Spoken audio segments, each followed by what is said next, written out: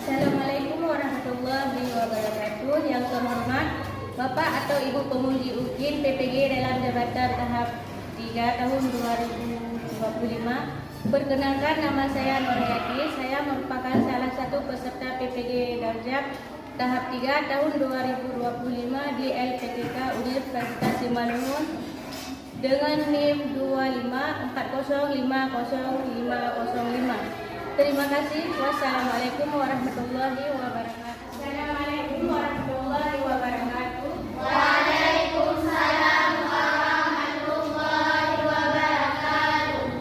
Apa kabar anak-anak hari ini? Baik. Ada yang tidak hadir? Ibu absen dulu ya.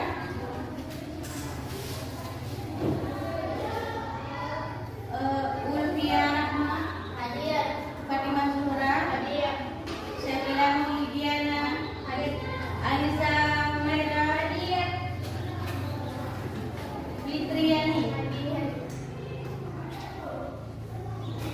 Alfi Zikri Hadir. Nurul Husna Afifah Syakira Zulfia Rahmi Hanif Umaya Hadir. Afifatul Rahmi Siti Humaira. Hadir.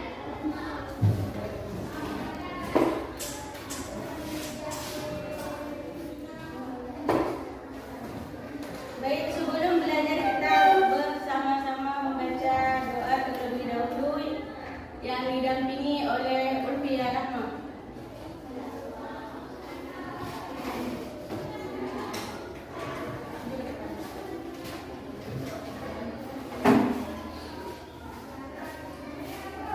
Sebelum kita mulai pelajaran, mari terlebih dahulu kita berdoa. Bismillahirrahmanirrahim.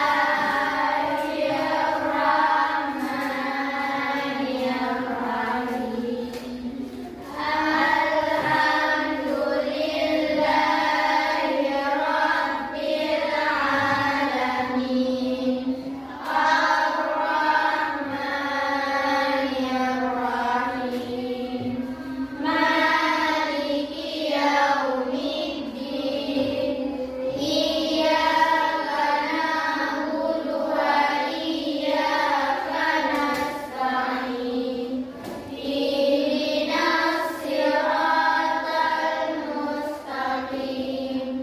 Siratal ladzina an'amta 'alaihim ghairil maghdubi 'alaihim waladdallin. Amin. Bismillahirrahmanirrahim. Rabbi shrah li sadri wa yassir li amri wahlul 'uqdatam min lisani yafqahu qawli. Rabbi zidni ilman warzuqni fahman. Amin ya rabbal. Sebelum masuk ke materi pembelajaran hari ini, agar lebih semangat, kita akan menyanyikan satu lagu nasional, yaitu lagu Garuda Pancasila. Mari menyanyikan bersama-sama.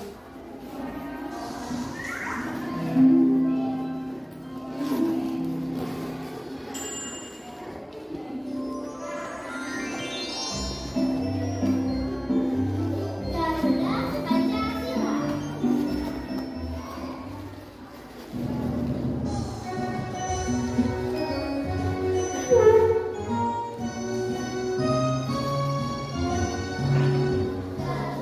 Pancasila.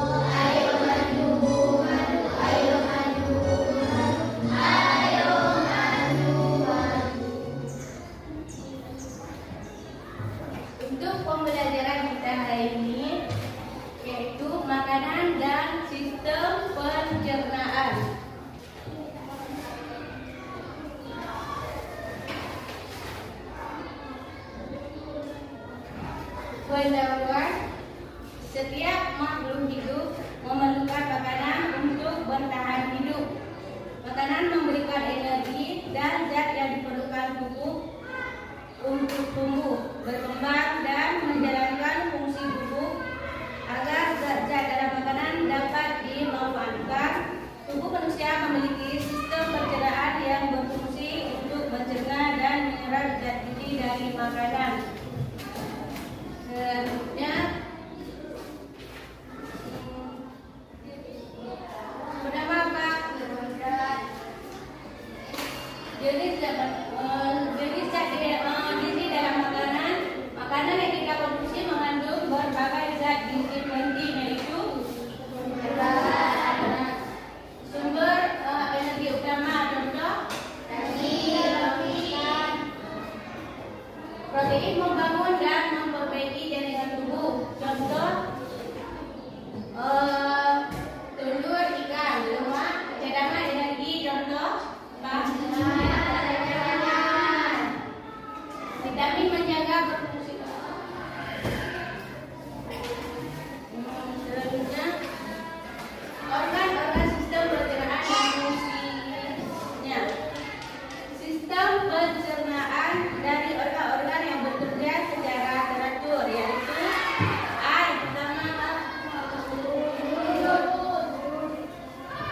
mulut, tempat pertama masuknya makanan. Di sini terjadi pencernaan mekanik, kimia dan kimiawi oleh enzim sialin. Dan B, kerongkongan esophagus menyalurkan makanan ke lambung melalui gerakan peristaltik. C, lambung menghancurkan makanan dengan bantuan asam lambung dan enzim dalam darah. Dan E, usus besar menyerap air dan membentuk feses. F, rektum dan anus tempat akhir pengeluaran sisa makanan.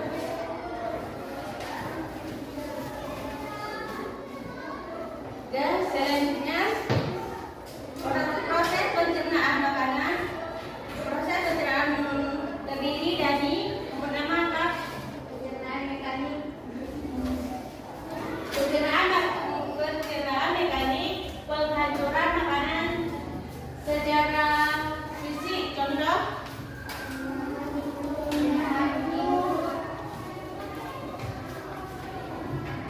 pembuangan di mulut. Pencernaan kimiawi, penguraian zat makanan menggunakan enzim, contoh mulut, seperti gambar, ada gambar di samping. Organ pencernaan manusia, yang pertama mulut, lagi hati, kandung empedu, usus halus, rektum, kerongkongan, lambung, usus besar. Selanjutnya, gangguan pada sistem pencernaan. Beberapa gangguan pada sistem pencernaan antara lain yang pertama,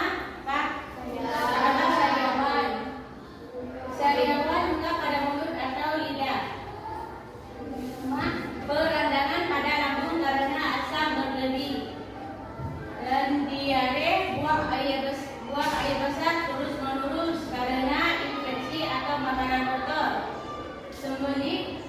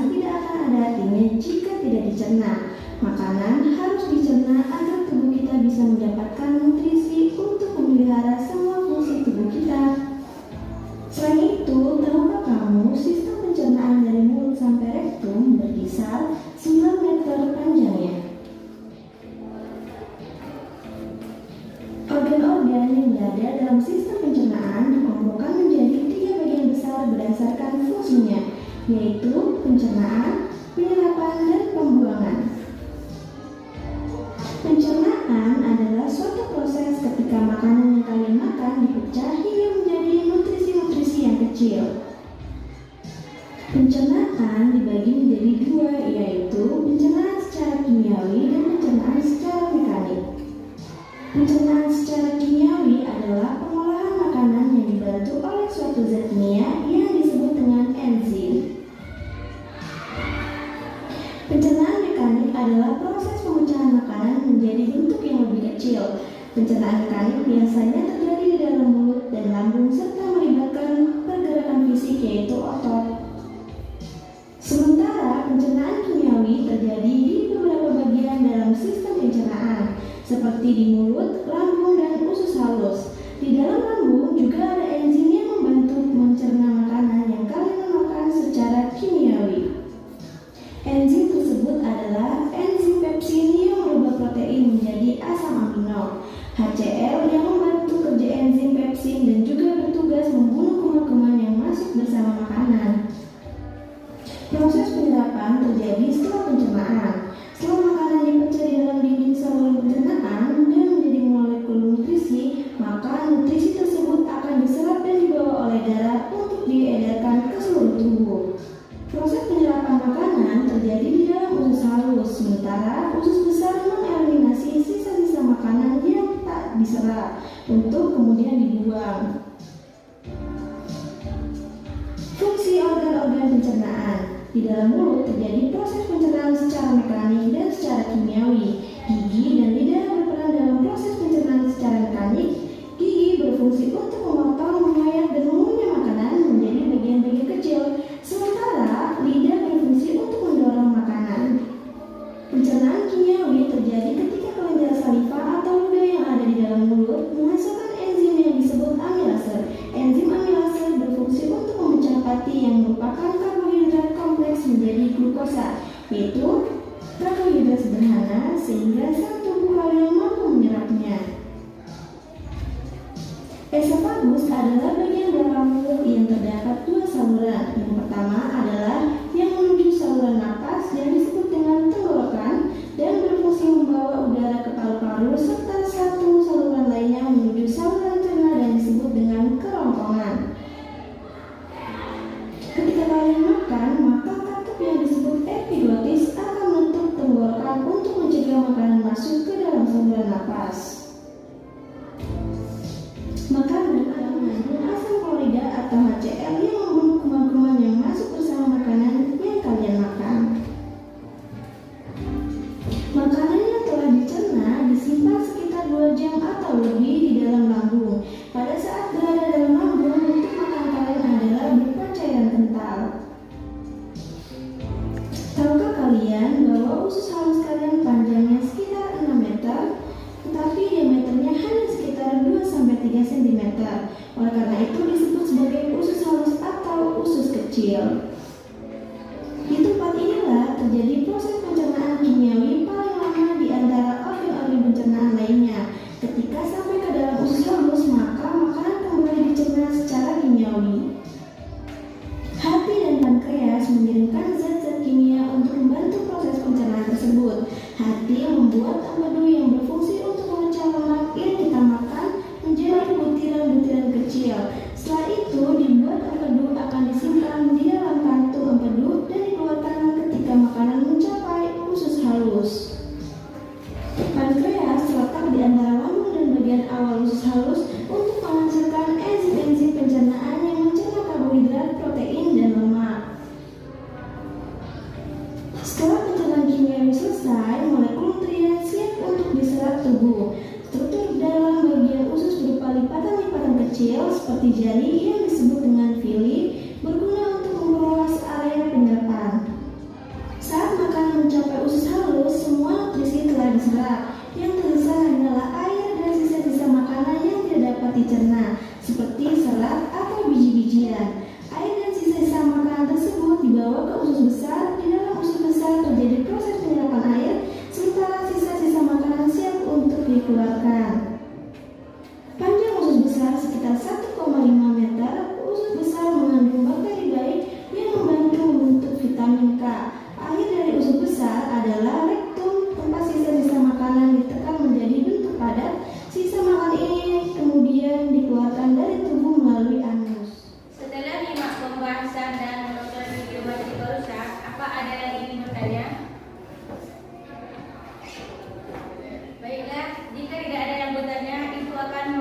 memberikan lembaran tugas untuk bekerja sekarang.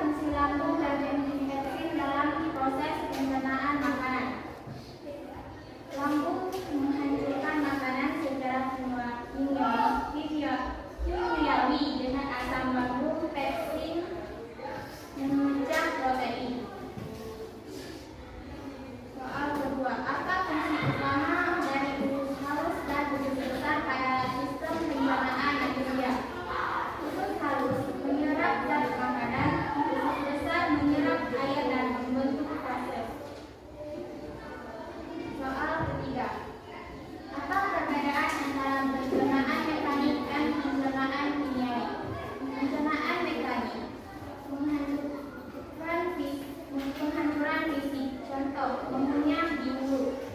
Pencernaan kimiawi, penguraian dengan enzim. Contoh, peksin diganggu.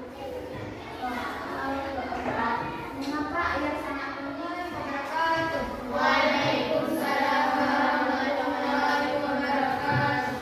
Pada kesempatan kali ini saya akan mempresentasikan hasil pengerjaan soal esai yang sudah saya kerjakan mengenai makanan dan sistem pencernaan pada manusia. Ya, soal yang pertama adalah jelaskan fungsi utama sistem pencernaan pada manusia. Fungsi utama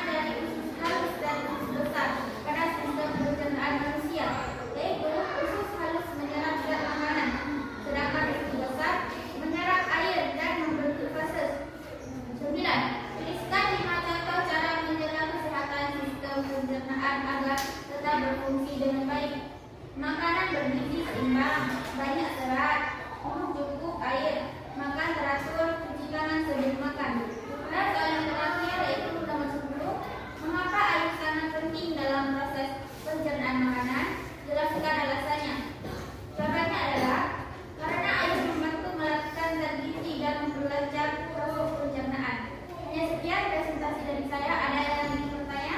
Ada. Kalau tidak ada, Selanjutnya, kesimpulan kita hari ini. Yang pertama, sistem pencernaan manusia berfungsi untuk mengubah makanan menjadi zat dapat diserap oleh tubuh. Penting bagi kita untuk memahami jenis makanan sehat, proses pencernaan, dan cara menjaga kesehatan agar pencernaan agar tubuh tetap sehat dan berfungsi optimal. Baiklah, sebelum kita menutup pembelajaran kita hari ini, mari kita bersama-sama berdoa terlebih dahulu. Buat Ulfiahmat, salam berlebihnya.